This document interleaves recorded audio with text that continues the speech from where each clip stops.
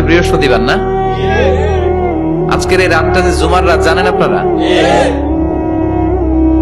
আমরা বাংলাদেশে মনে করি জুমার দিন শেষে যে রাতটা ওইটা মনে হয় জুমার রাত, আসলে ওইটা শনিবারের রাত।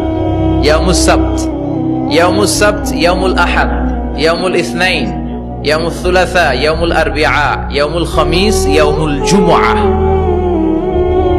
এই হচ্ছে 7 দিনের আরবি নাম।